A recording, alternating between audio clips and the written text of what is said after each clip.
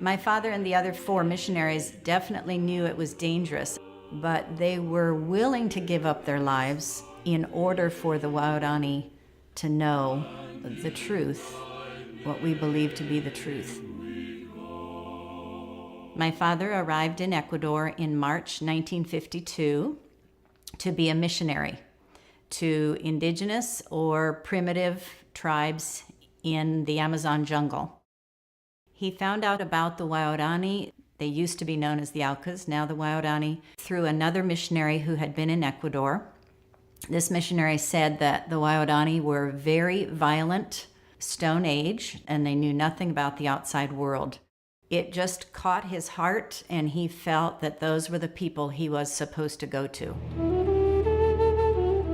My father and the missionary pilot, Nate Saint, took several flights over the Amazon jungle looking for this group of Indians, and eventually came upon this one very small settlement of the Waorani.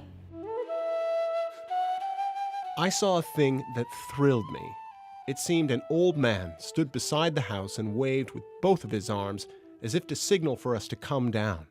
Aucas waving at me to come. Nate Saint, the pilot, by that time had found a spit of a beach along the Curaray River that he knew the Waorani could walk to.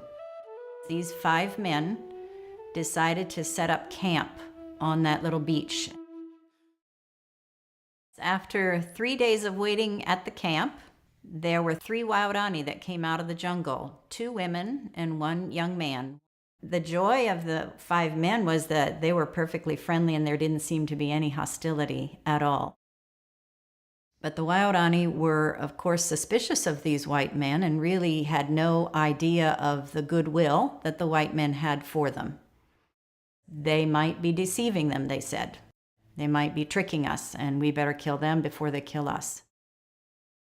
We believe it was around 3 in the afternoon. 10 men arrived at the Palm Beach, and with their spears, they brutally speared all 5 of the men and left the bodies in the water.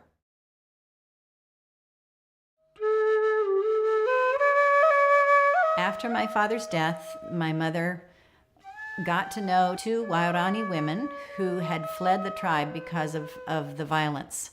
And they said, we want you and the sister of Nate Saint, we want you to come and tell our people about God.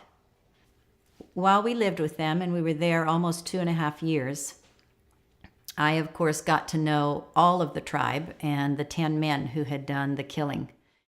Amazingly, I really don't remember being afraid of them. They were always laughing, and they would always make my mother laugh. So I simply enjoyed being with them. When passing through,